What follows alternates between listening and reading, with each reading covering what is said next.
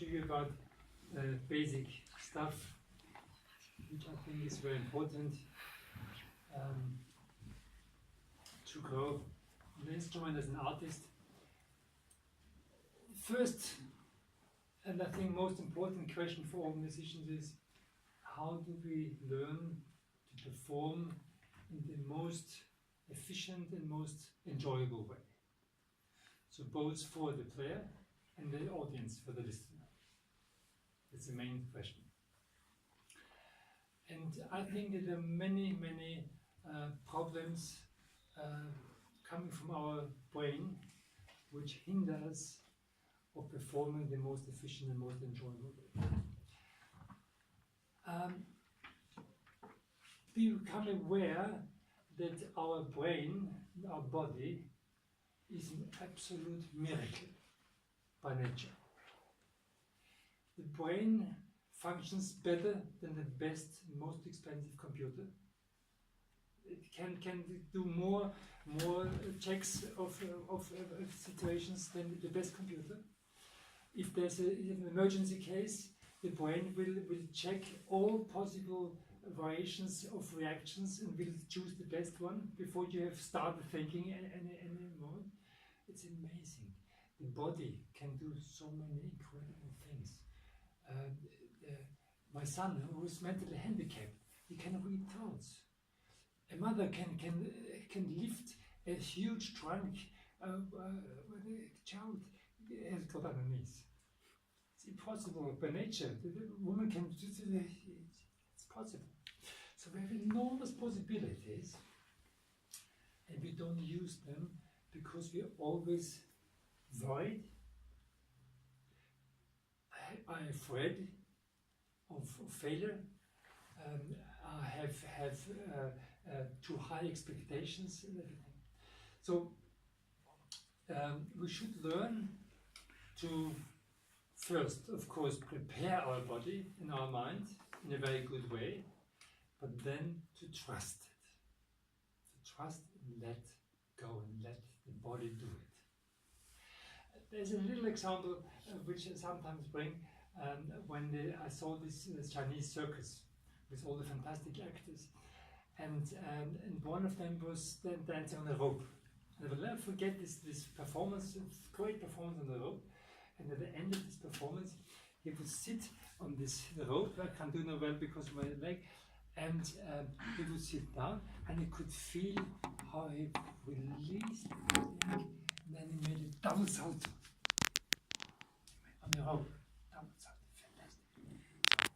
Now imagine if he would worry of doing the double salto. He would definitely fall off the rope. It's impossible. He has practiced it hundreds and thousands of times, and the body absolutely knows how to function, but then he has to let the body do it. If he thinks of what to do, it's impossible. And in a way, the same is with our playing. We have to train our body, we have to train hundreds of times in a good way, but then we have to trust and let the body do it, let the finger go to the place it should go. We have to inform the finger, but then we have to let it go. We have to give an impulse, of course, but we have to trust and not worry. If we miss the shifting, although we have prepared well, then it's our fear of missing it. The finger would go. We have to learn to give up the permanent control of everything. We're always trained to control everything and have not learned to let go. Would you mind to come as a little exercise, a little example? Let's try. Experiment. Yeah? Try to let go your arm and let me move it, okay? So you really completely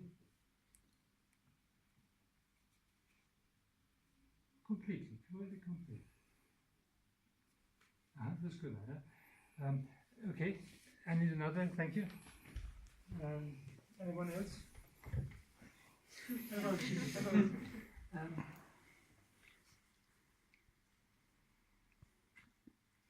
Very good, very good. It's very good.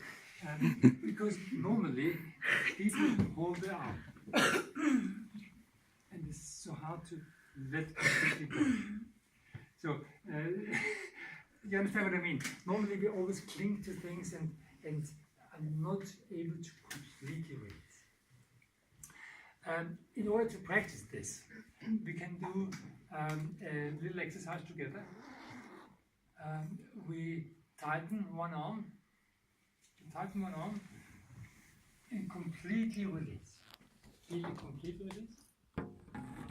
We tighten another arm, and aware of the release of the other hand.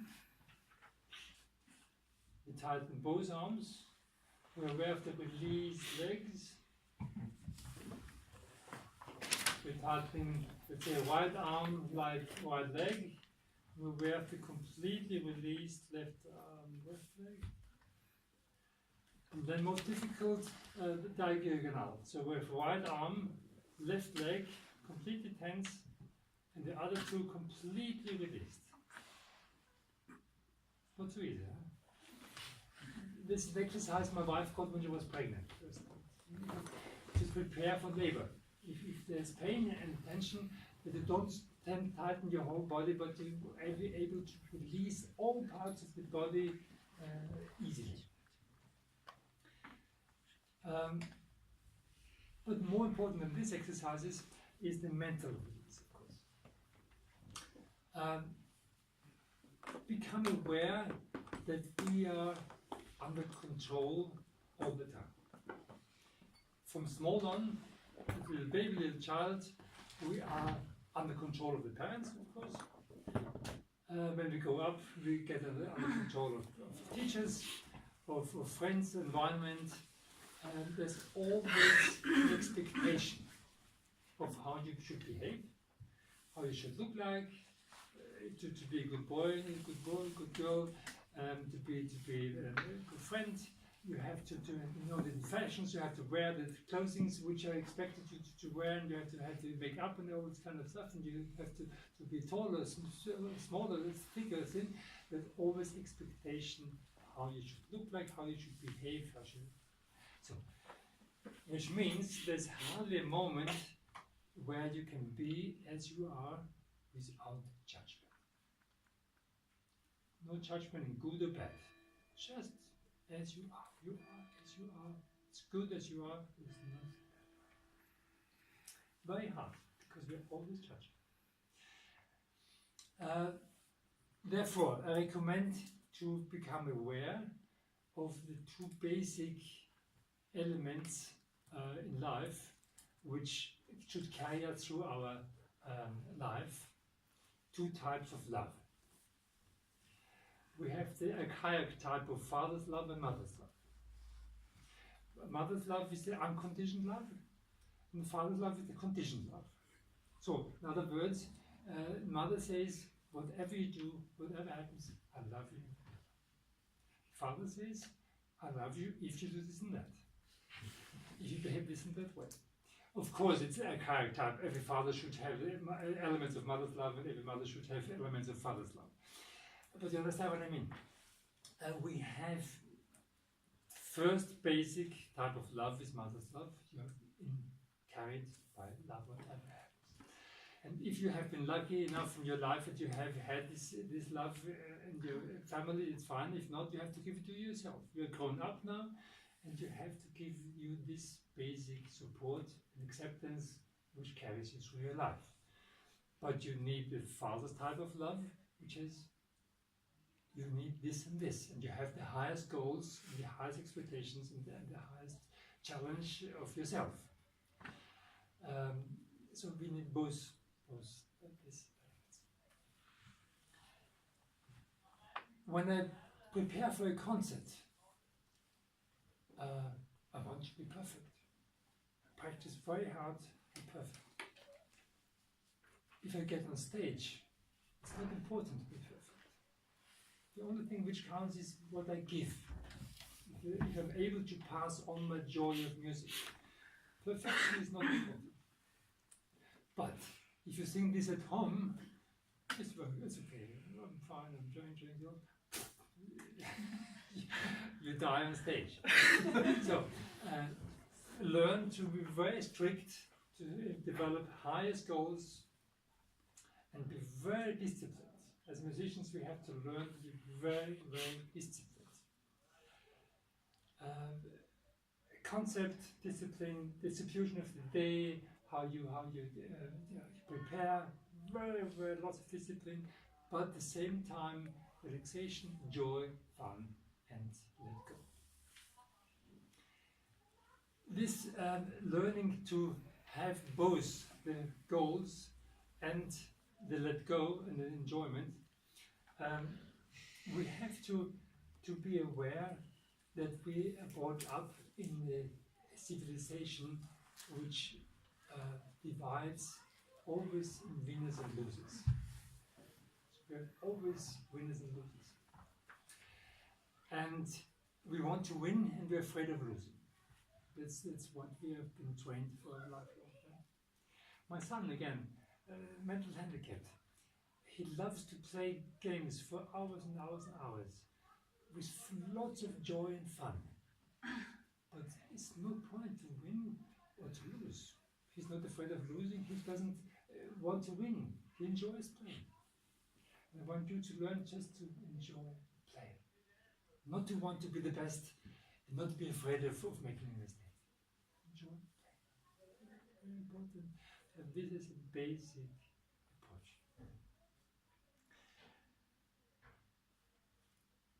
In order to learn to be good, balanced, to let the body function well, to have balance of mind and body. Sometimes we're talking Qigong a little bit, of coming back to a good balance. I think we have got very head-bound, always in control of our mind, and we have lost the natural balance of body, mind, soul, breathing. There's this wonderful novel of Heinrich von Kleist, German writer, romantic writer. He wrote 1810 a novel about the Marionette Theater, über das Marionettentheater. It's very interesting, and you can find on the internet in the English version, so you can really easily get hold of it. He writes about this Marionette Theater and asks the master of the theater, why do your puppets act so graciously? What is the secret? Because normally one is used to see puppets with kind of motion, right? And he said the answer is not to most skillfully move the different parts of the puppet, but to know how to move the center of gravity. And if you learn to move the center of gravity, that's a reaction.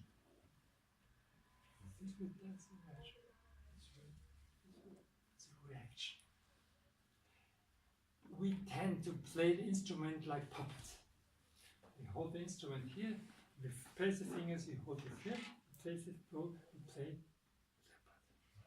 And then if you have thousands of voices and we breathe here, if you play from your center of gravity, then there's a reaction, it's a continuation. It's just a natural expansion of your center of gravity. So learn to get aware of your center of gravity. Very important, we lost this because of this. We breathe here, we think here, play here. Breathe, learn to breathe here again, learn to support, develop energy center, and have a feeling of the whole body being involved, not just playing parts. So always it should be a natural connection and expansion of the body, not. I recommend strongly to learn a good breathing. Again, the belly. We normally breathe here. Every little child just breathes here. It's very natural breathing here. And then we go and it gets up and up and up and up and up. So come back to this breathing here. If you learn a good breathing here, you will find a much better balance. if you get out of balance, if you're upset, angry, aggressive, angry, whatever, and you become aware of this, and you come back to your breathing, you have a good, calm breathing a few times in and out, you will see that you will calm down and you will balance it. So it's very, very important to get back to this. When we talk about music making, I recommend to take the instrument not too soon. You should first approach the music in different ways, listening to, singing, dancing, reading the score, analyzing a piece, understanding the piece, feeling, getting into the feeling of the piece. It's important to analyze the piece, to know the form of the piece, to know the harmonic structure and everything, but the most important is to learn to feel the message of the music. If you know that there's a dominant seventh chord, and you don't feel the excitement and tension of the chord, it doesn't help. You have to feel tension release.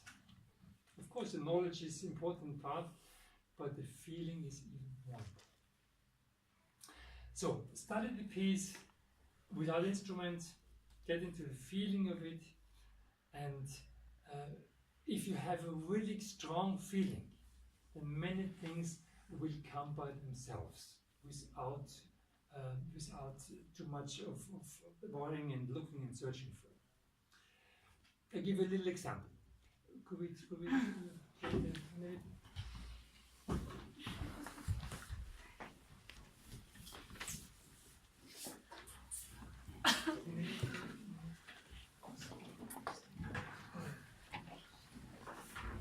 So we always know the Nummer 11 sonatas. It's one of my favorite pieces here in this course. And there's this amazing variation called mit bizarrer Plumpheit vorzutragen. So this means to play with bizarre clumsiness. It's an amazing title, isn't it? You play with bizarre clumsiness, bizarrer Plumpheit. How play with bizarre Plumpheit? You can think lots of things, but you won't find a solution if you don't get into the feeling of being bizarre and clumsy. And then everything comes by itself. If you think of playing heavy or slow or heavy, you won't find the solution. So you have to get into the feeling of it.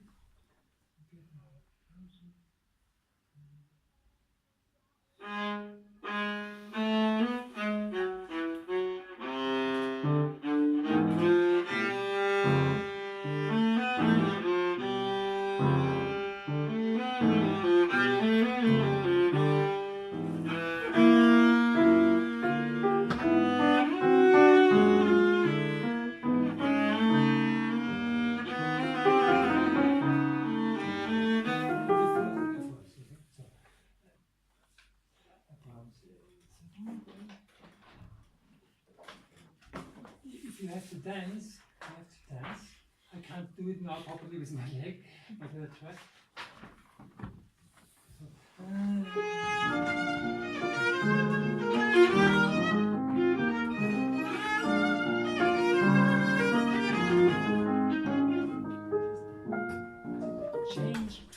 Change, become. With the practice today, you become a flower, become a tree, whatever life has.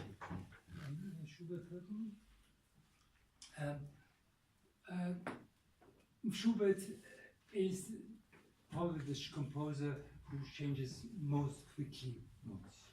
So between complete sadness, complete happiness, like heaven, hell, changing often every second bar. Right?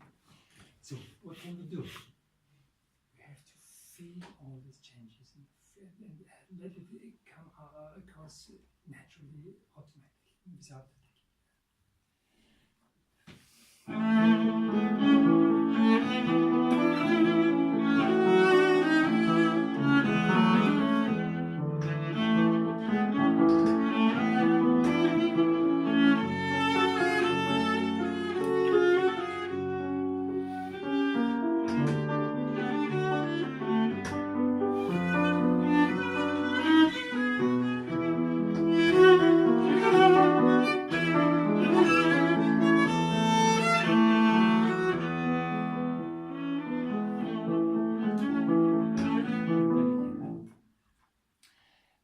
It comes the last one. The last little note. Remember? Yeah, that's it.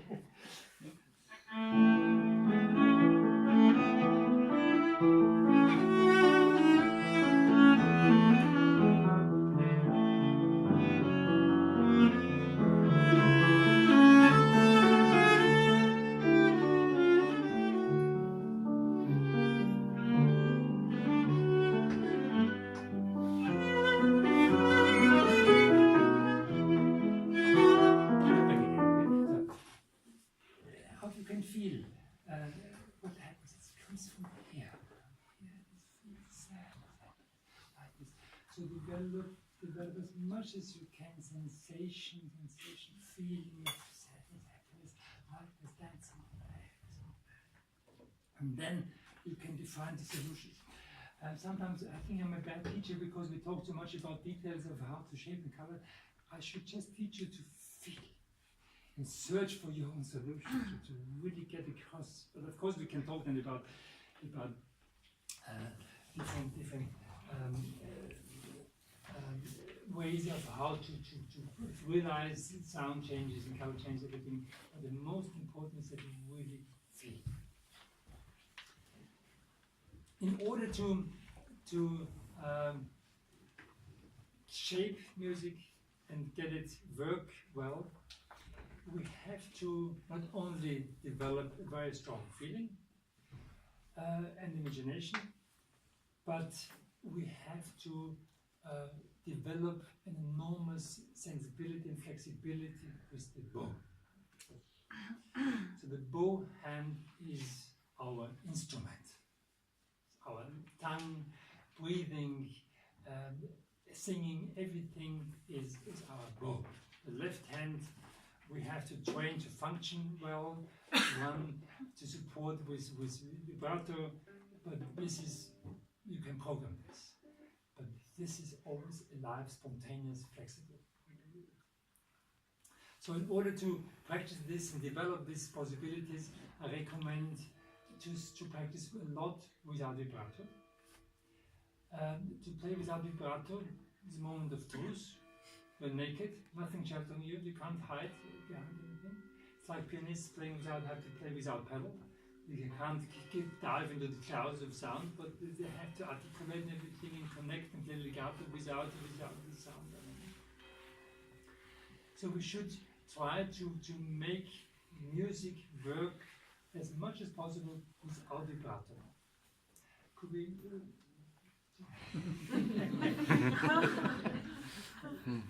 Just move on to it.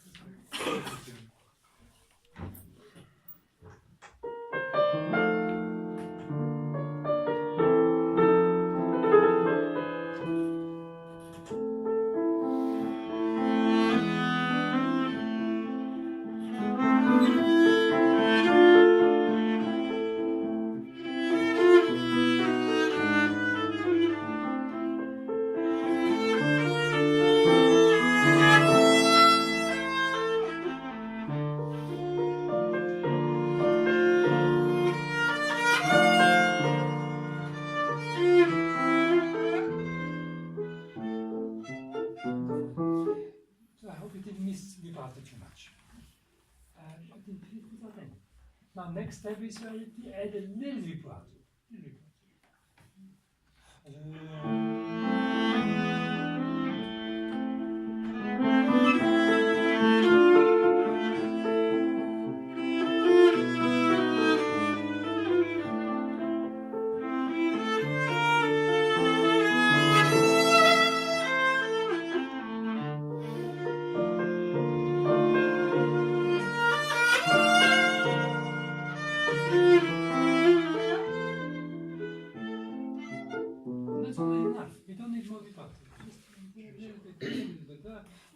So it is important. Don't vibrate all the time constantly.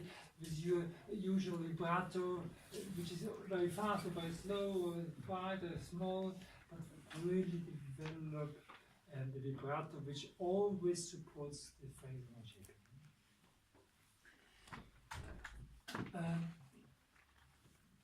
Music is always a coming and going of tension and release. We have to experience tension release in nature. You have the example in your own body, heart, constant contraction, expansion. Thank you very much. Contraction, expansion. You find in nature always contraction, expansion. It is day and night. The flower opens in the morning, closes in the evening. Waves of the ocean, it comes in and out, high tide, low tide. It's all the time opening, closing, tension, release. And this, we born and we die, whatever, it's always coming, going, tension, release. And this is music the same, of course, mirror of life.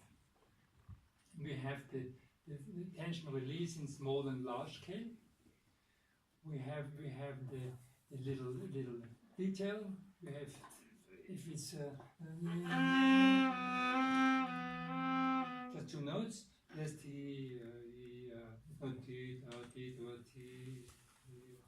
it's a little motif which opens, and then it's a phrase which arches. And if it's then the exposition, development, recapitulation, larger scale of building up of tension and of release. The cadenza builds up the tension and gets back into the tonic and the release of the tonic. And now the big challenge for us musicians is to find the small detail, the small tension release, and the wide, huge arch. Could we do it again? We have no, maybe you could do this. If you lift this to the right hand, then you can. Cool.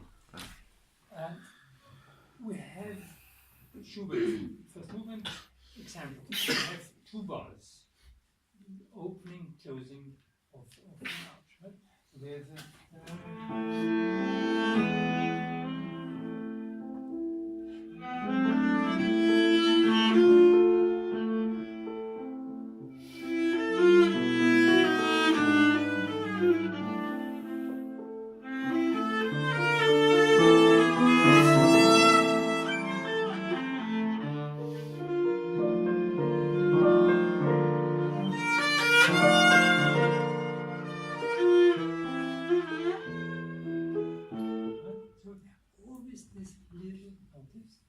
which we have to speak and shape very well, but we have to then bring it into one arch.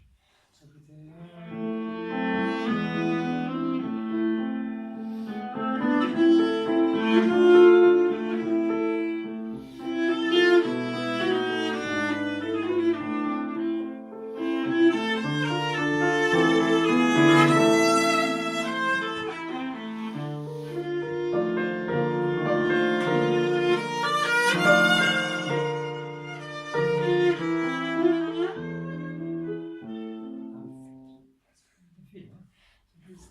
this connection, inner world, outer world, detail, scale. This is a big challenge for us musicians to balance this little detail and the large scale. In order to bring out this tension release, of course we can. Thank you.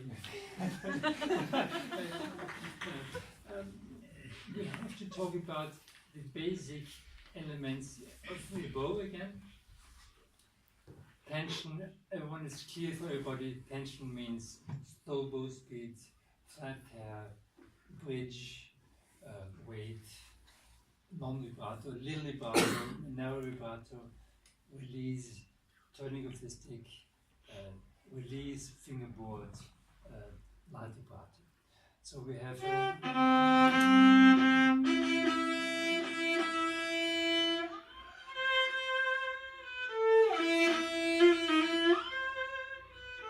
slow, concentrate, and release. Right? Vibrato now, etc. Right? And this system of tension release we find everywhere. Music at different scales, sometimes very tiny, little, sometimes extreme way.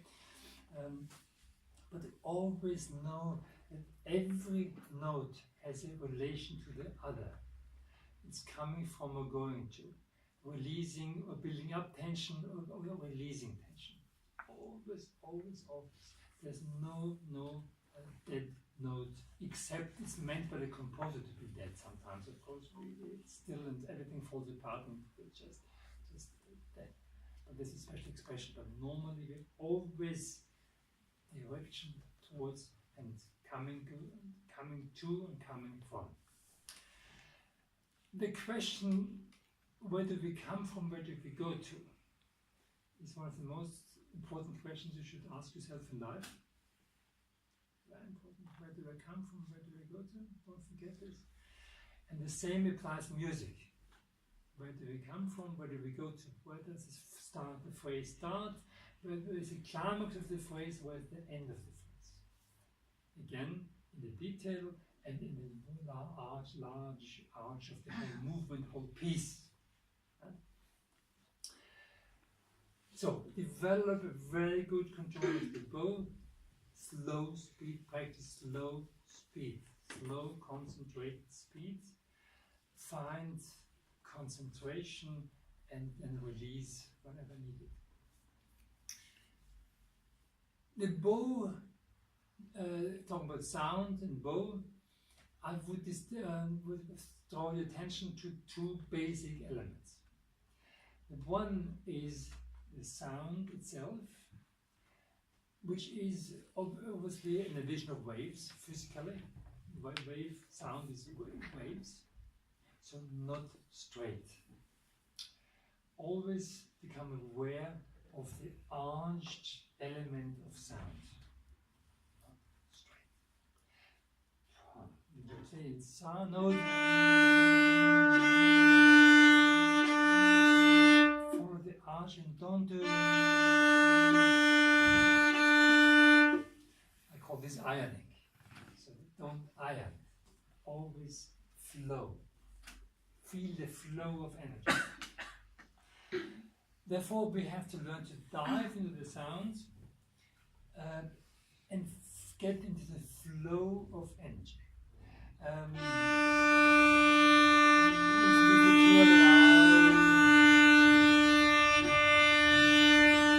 Constant flow of energy. Imagining it's sort of elliptic motion of the arm, which goes round, internally round. So not back and forth, not up and down. Therefore, to make the best out of this, a few things. The one is to connect with the stick.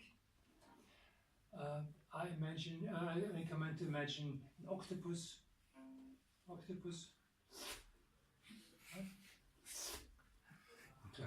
Close connection. You couldn't take the ball away from me, although I'm not pressing, but I'm connected. No pressure. Delete the word pressure out of your mind.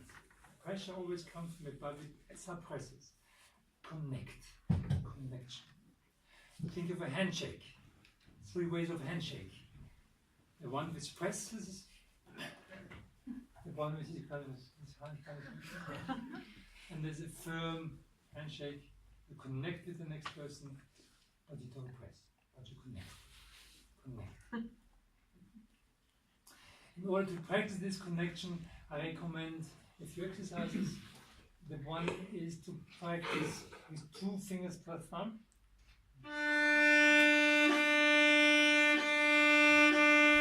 Okay. Few of the things which I show you might look easy when I show you, but they're difficult. So don't worry if it doesn't work right away. Finally, just this finger. And then you combine it with all the other fingers. This combination, this. Maybe not the last two ones. Does not make much sense. But all the other combinations, these two, first two, okay? You will see that you get more awareness of the fingers. You train the fingers, get more energy in it. And every finger has to replace another one. That's the idea behind it. And once you can use all fingers again, it's so easy and so nice feeling to be really connected. Train fingers very well. Train them, but don't use them finally too much. So we have to, I recommend to get aware of this motion. I warn you, you will do most than this and this. So just the motion of the fingers. Get aware of this. Then fill it with energy. But just this, not this, not this. Very energetic way. And then distribute this motion over the whole body. So to start to stretch out the fingers, okay, and gradually, always coming up with the fingers, we end up here. And same downward, gradually, you will, I warn you when you try this, you will do this, and then exaggerate it. So gradually, very slowly moving up, fingers in the same down. So the idea behind it, if you look at a special place of the bow with magnifying glass, and you observe the fingers, you will see hardly any motion of the fingers. But it is like the homeopathic dose. Very little, hardly to be proved, but effective though. So it is the tendency, not the motion, but the tendency of the upper being supported by the fingers this way and down bow this way. And this helps to dig into the sound and to connect. So if the fingers are stiff, this above. If they move too much, that's counterproductive because it's an own motion which is against the motion of the arm. So it's slightly supporting the upper and the down bow. Just that much to dive into the sound and feel the sound in the tip of the fingers and getting it into the string. Where does the energy come from, which you need?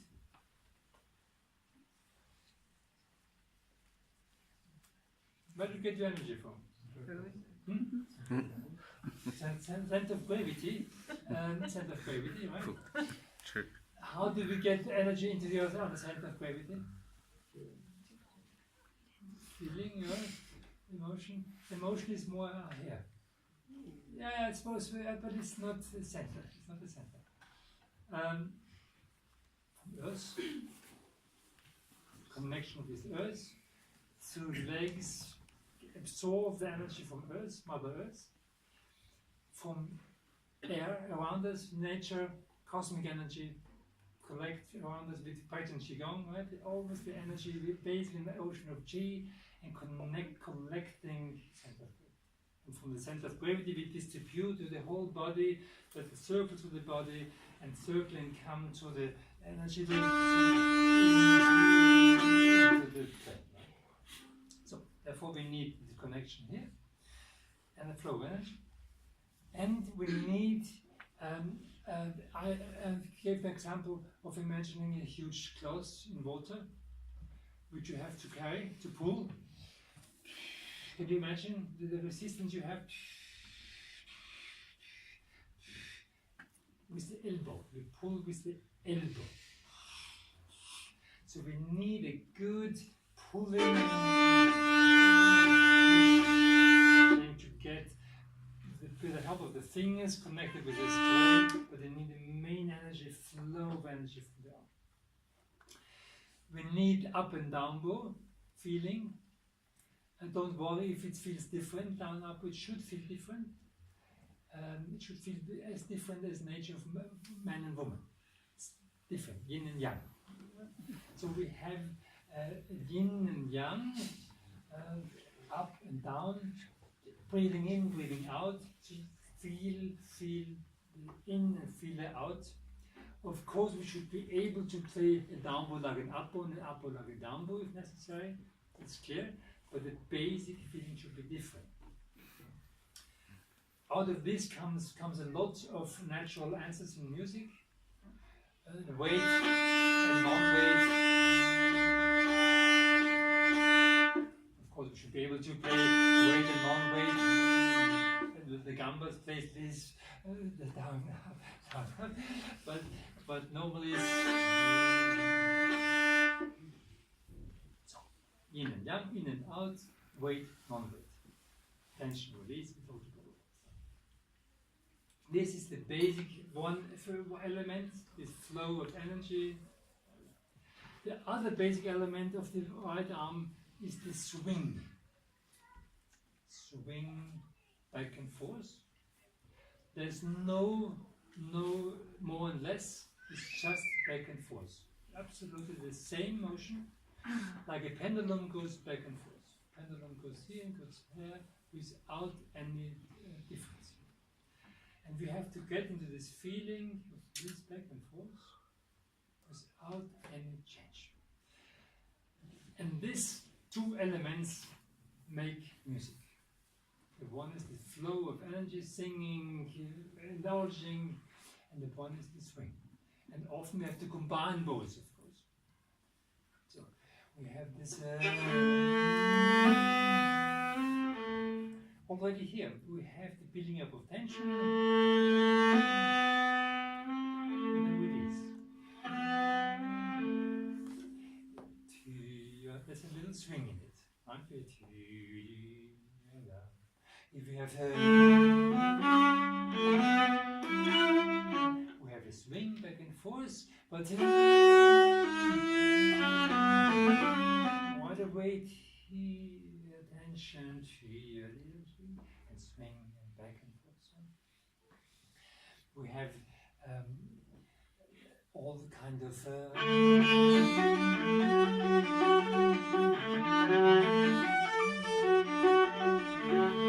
and an accompaniment, phrasing, it's not an addition of notes.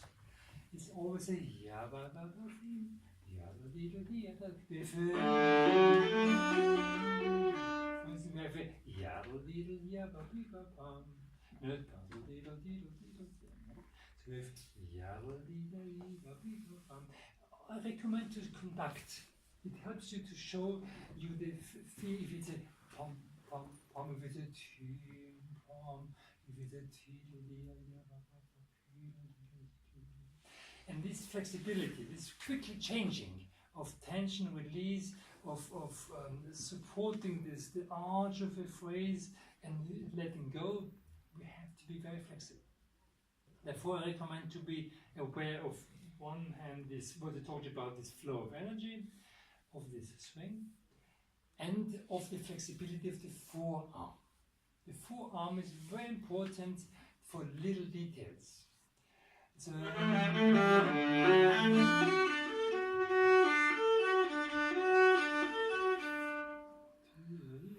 if it's straight,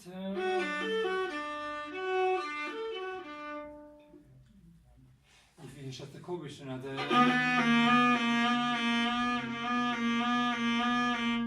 you don't have this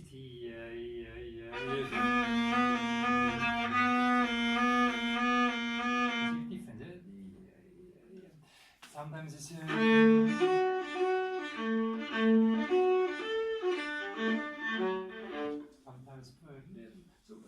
sometimes so flexible, and feel.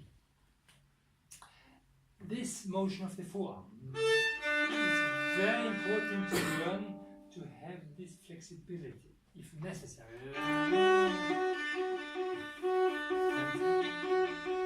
I'll give you an example.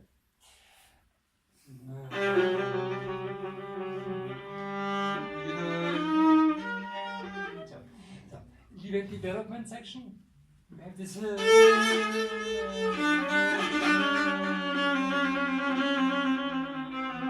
when it comes down, right before the recapitulation. I always hear. So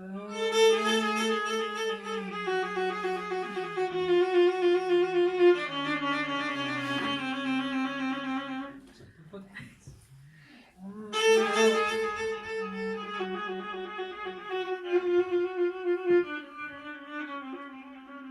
It goes on. Yeah? So, but we need.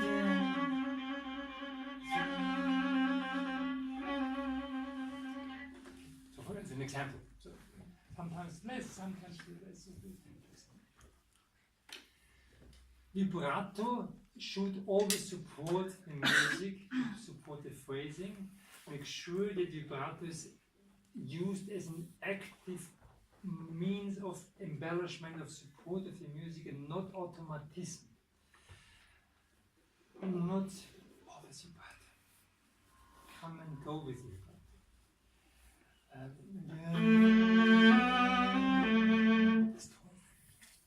So we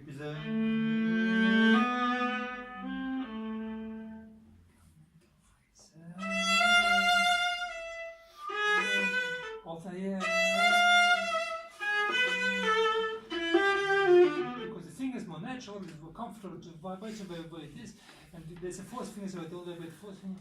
So make sure the most important note has the most important and the least less. So become aware of this. In order to develop a good control of vibrato, I recommend to practice an exercise to speed up gradually vibrato. For violins and violas, I recommend to first hold the instrument this way. Cellists have a more natural position anyway, this is more natural. This is a little bit unnatural. So first hold the instrument this way and find first a normal natural swing of the arm. Then place the thumb at the place, but still swing with the whole arm. And then place a finger on the place and swing, still swing. Swing is the most important element of vibrato, basically. So keep swing.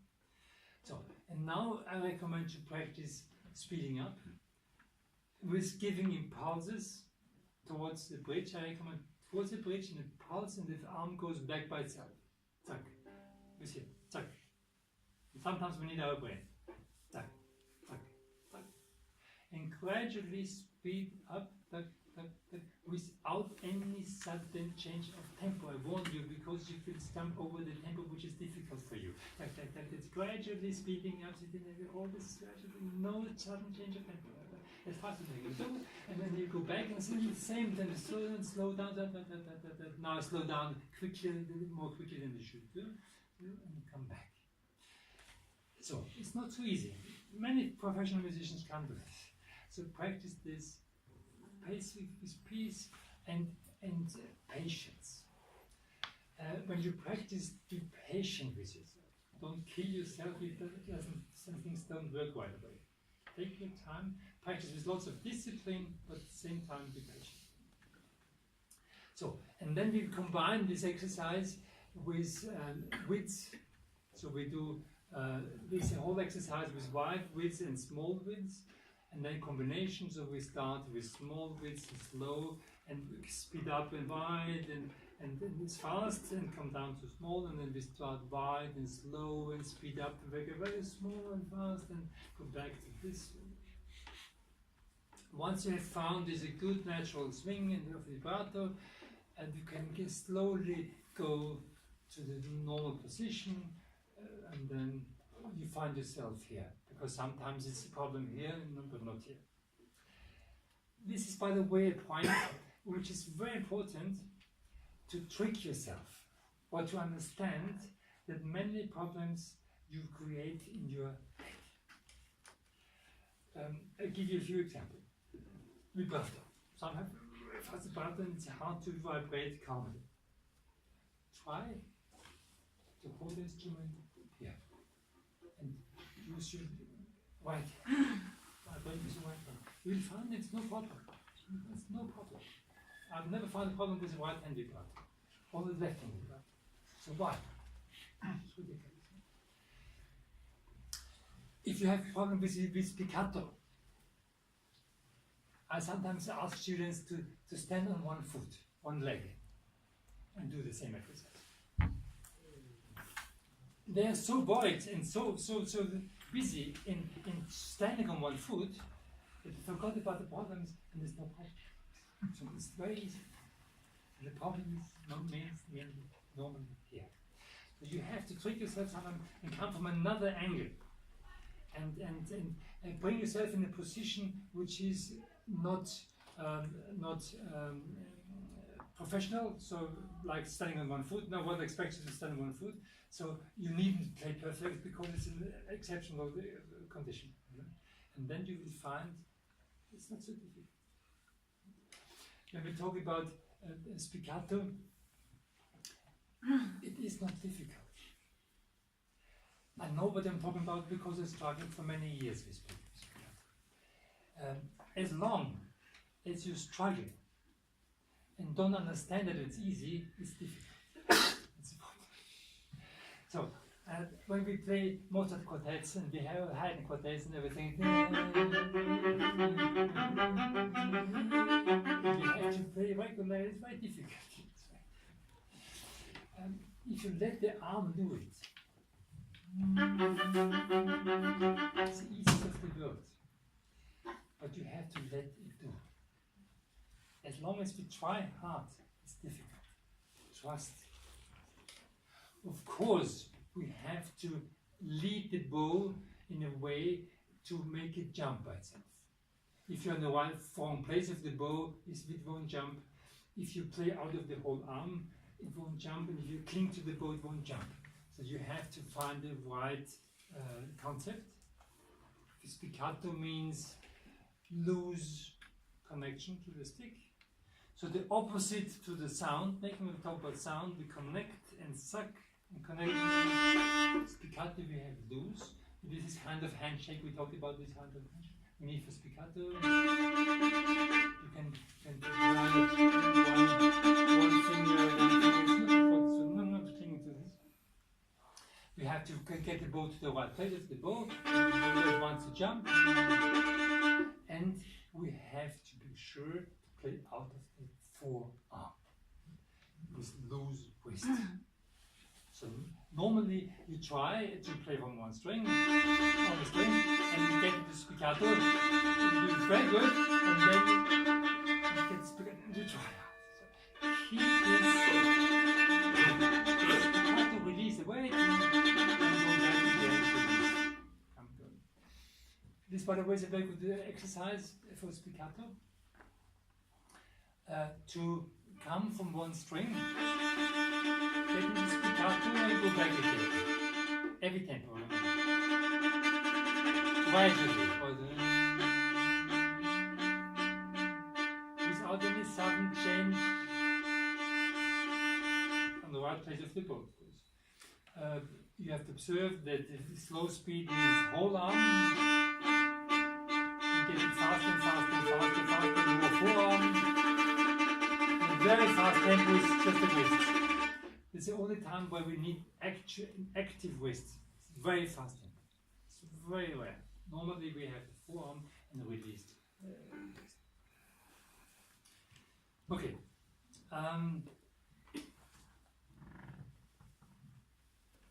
Okay, he wants me to get on stage 3 times. To get on stage, we talked about mental preparation, right? So prepare as well as you can at home. Very strictly, you can record yourself, practice as if you would stand on Carnegie or stage of Carnegie Hall and the Eurovision or whatever mic is on. Practice this way, that you're nervous at home when practicing. And then imagine that someone is listening to you who really is making you afraid. Imagine this. Wake up. Don't dream and read newspaper while you practice. No, and then at stage you work. But then get on stage and trust your body. In combination with this, you can give you 3 ways of entering. Again, it's a little bit harder with my foot, but I'll try to show you. You will understand what I mean. So there's 2 ways of entering the stage. the one is this kind of. Okay, so.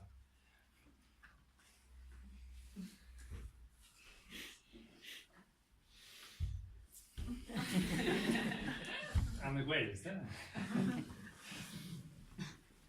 And this is great. Come on stage, greet the audience, and play fun. The first way of getting on stage is definitely a no-go. If you go this way, please don't get on stage.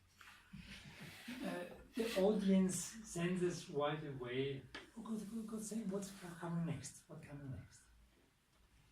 The second way of getting on stage, I wouldn't recommend because it's ridiculous a bit, but I must admit, it is impressive.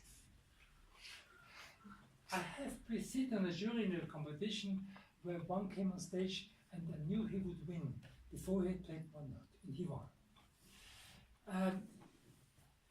Judges often are bound to be influenced by visual things, too, as others.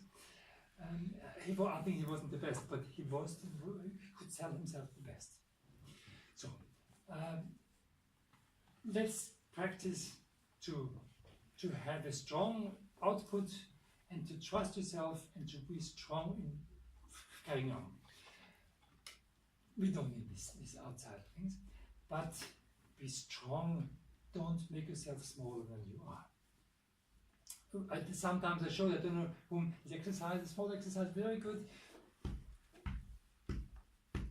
Try it.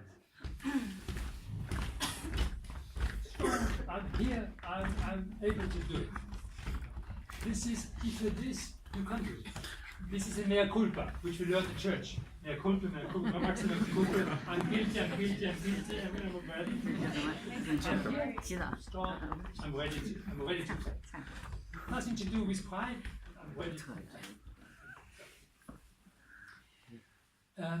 We can prepare ourselves with Qigong exercises, for instance, meditation, learning to calm down, to get balanced, to get ready to have a good breathing, where we can rely on, and then get back.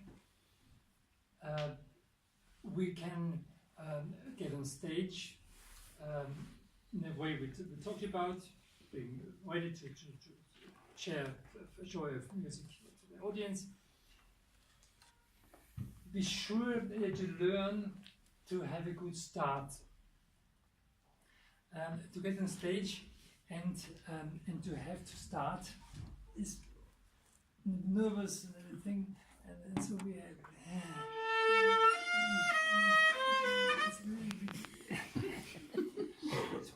What can we do about this?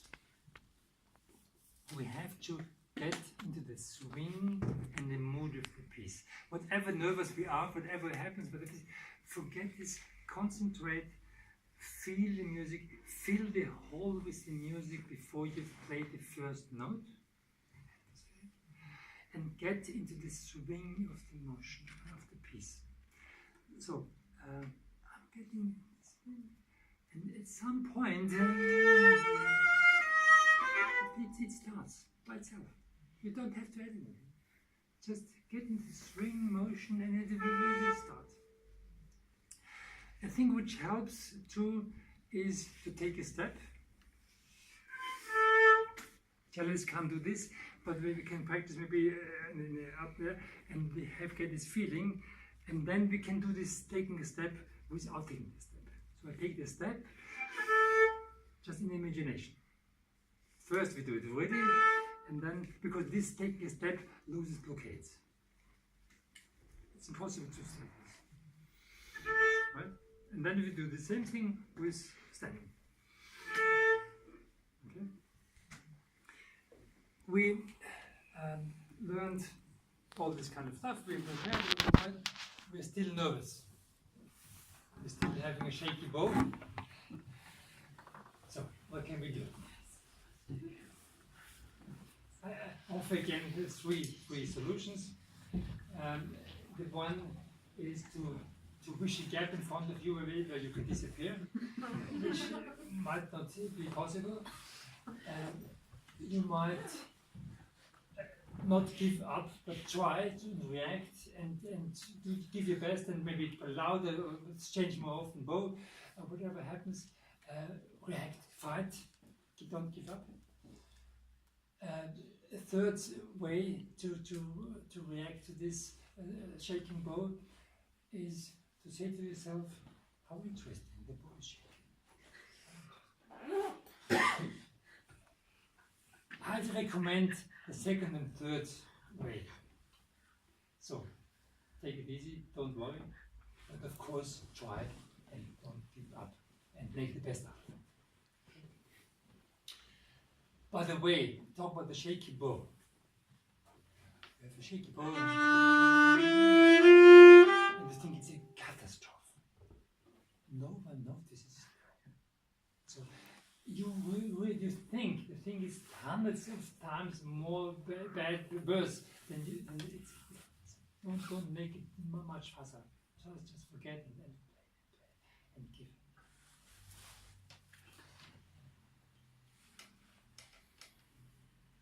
Any questions?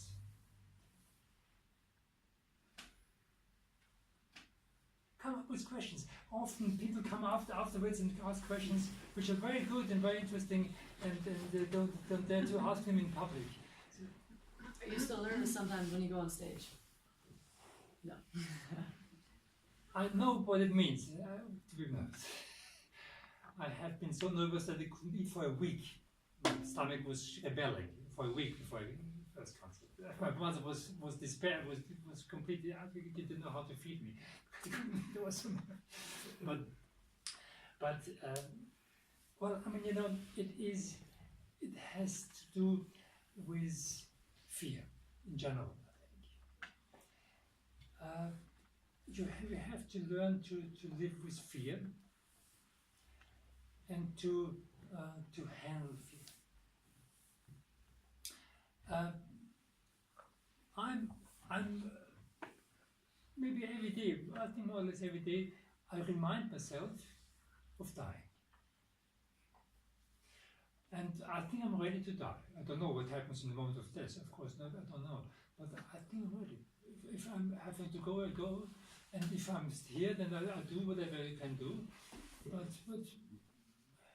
But we're getting born, dying, it's the same thing. It's often the same thing. Born, and if you get used to the idea of dying, is it a problem if you miss a shift?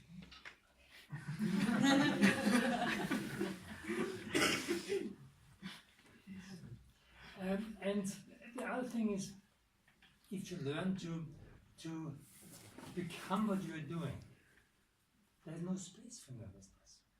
If you become the music, you're the music. There's no space for it. But of course, it needs lots of experience and lots of mental training and meditation and all those. And it's no guarantee. Everybody's different. Everybody has to find one's own way of handling problems. There have been famous musicians who had been kicked out on stage until when they were 60 years old.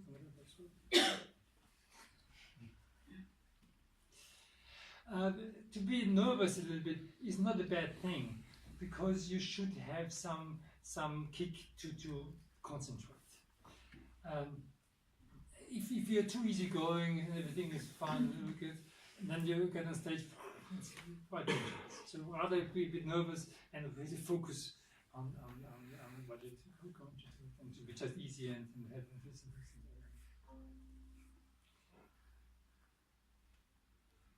It was a good question. I have a question. Just in the point of state of mind, when you are dealing with chamber music and you work with people who have really different set of mind, and you have to German music? No, chamber music. Yeah. Maybe German. Yeah, just when you cannot really find a way to communicate with the person, but you have to. Like, should you just should you try and speak to the person, or just do your thing? Like how to deal with people who are different, and you have to work with them. Yeah. I mean, first of all, it's good that they are different. Of course, the difference is a challenging and interesting thing. If everyone would do this the same, it would be very boring. No? If my wife would do it, me, it would be very boring. And I couldn't imagine to live with a person like me. So it's terrible. So it's, of course, we need the contrast and the different aspects. But of course, it has to be in balance, and the chemical basic thing should work, should be there. Yeah. It is a very good question, because jam music is always like being married, is always finding a balance between extremes and between different nature and different things, and it always needs the will to find a solution together. Mm. And if this will is not there from everybody, then it's impossible to jam music. But if there's a will to find a compromise, we always need to find compromises. As soon as you are together with other people, you have to find compromise and make the best out of the input and output to get. And often it's the output is the best if it's a combination of the both or whatever elements which are put in. Right? It's the best solution if it's the maximum. But it needs the will of cooperation and compromise. And how do you usually work with chamber music, with other musicians? How much talking is going on and how much? It's of course always different depending on the people. Yeah. In the best case, in the Vienna String Sextet, I was lucky enough to play 25 years in the Vienna String Sextet, and it was we hardly had to talk and had discussions because we had the same kind of inner flow. Of course, there were some discussions and there were some points where we discussed, but the basic thing was easy. But it is a big luck. It's a gift. It's a prize. It's not so often the case. You have to make out the best out of it. Of course, you need some psychological gift to know what to say, what not to say, how to say, when to say. That's of course important to learn. And of course, the acceptance of the fact that we have to make compromises. And if you're lucky, then you have to do very little compromises. But as in relation to other people, in marriage, whatever, we have to have a basic thing which is right, which is fit. If the basic communication is not right, better don't play it. You see what I mean? So Yeah. the basic thing has to be right, and then it's again still enough to find balance and to find all this. Thank you.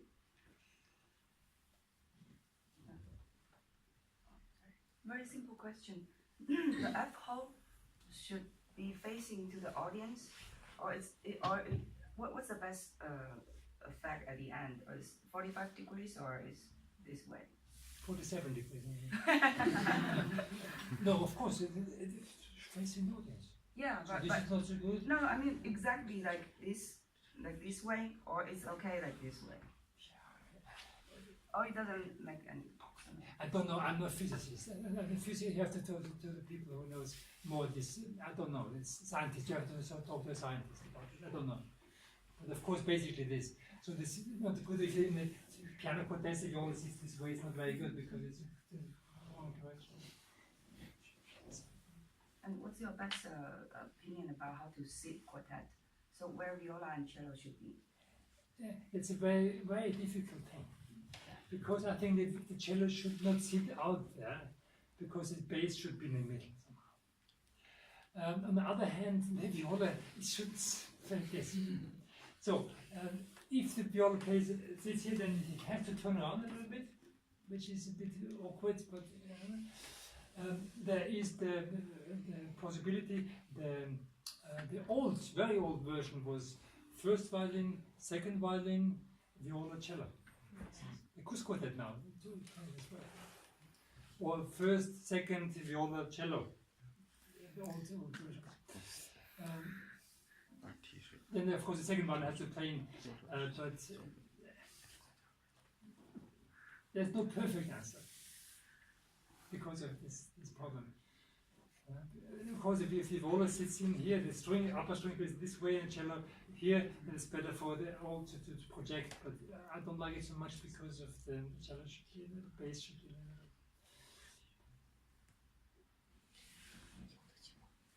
How do you build consistency? Of what? Yeah, hitting a shift in life, you know, keeping things towards a goal. Consistency. In general, you mean? Sure. To have, it's a very good question. What's the question? You understood? You understood the question? How to build up consistency, Beständigkeit, consequence. So you have to learn to focus.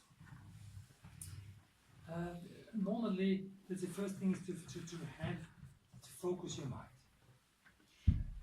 Your brain is always busy and always controlling you and keeping you busy with fear, with aspects of success and failure, and what you have to do and what you have missed in the past and what you will have go in the future. You have hardly able to manage to have the mind in the present. Absolutely now, here, in this very moment. This very moment here is the only reality we face. The last minute we talked about is past. The next minute is future. It's not real. It's not real. Real is now. We're sitting here, we're listening to me. This is reality.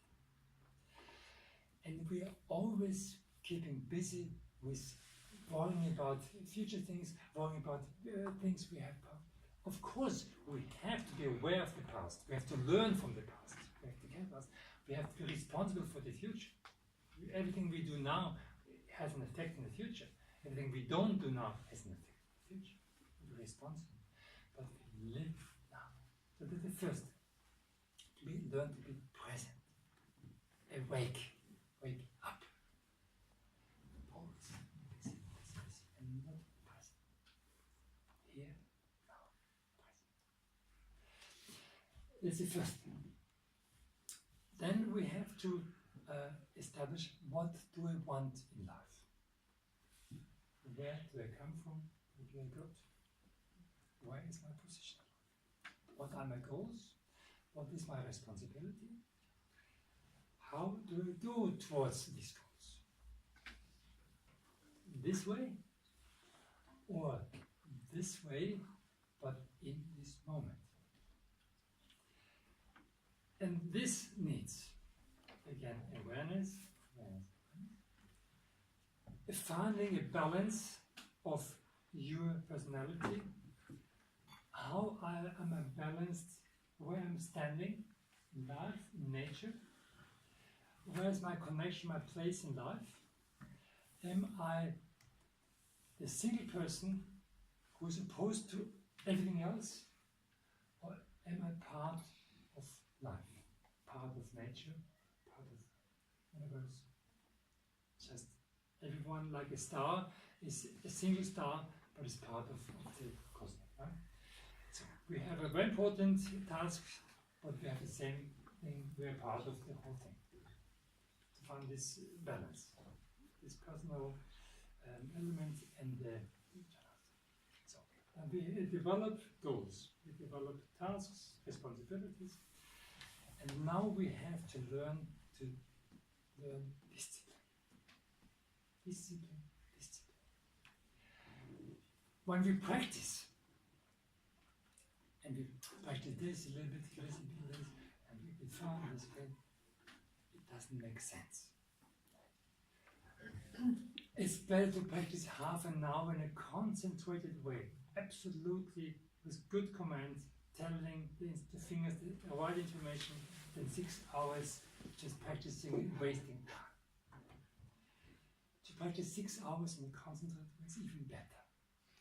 So learn the concept, but it's most important to be aware of build up, have a schedule of the day, structure your day, structure your life. But always find a balance. When I was a kid, I had a very good structure of my life. And I had my goal. I practiced 3 hours a day. And when I checked the 3 hours, and when I was going to the toilet, I would distract this time from the 3 hours. So it's crazy, I know, it's really crazy.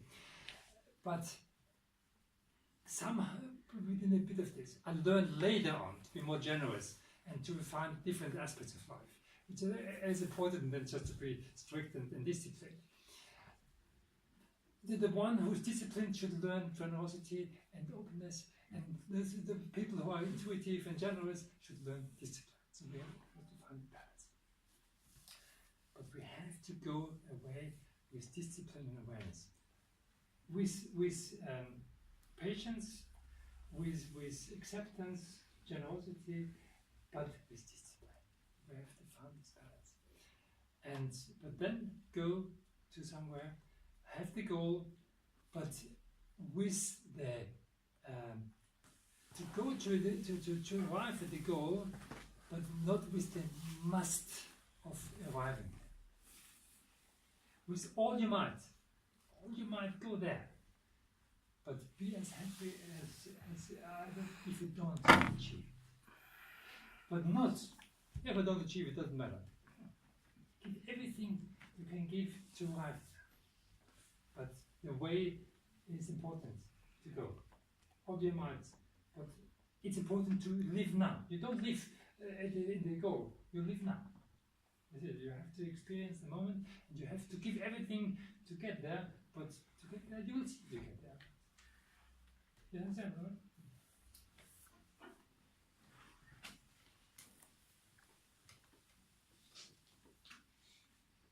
Any more good questions? Oh, very good questions. Could I share one thing to do with handling nerves and ask if you agree with this? Handling Nerves. Nerves. Yeah. And ask if you agree with this strategy.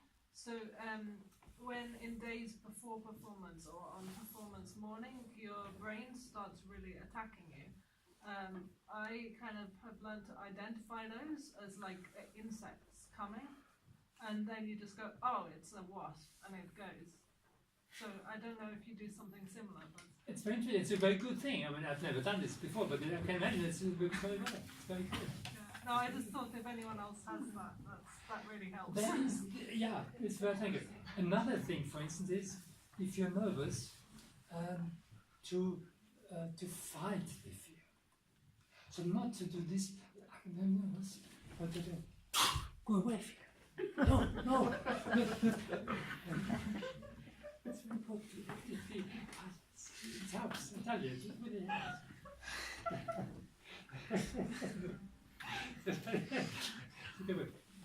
Or for instance, when I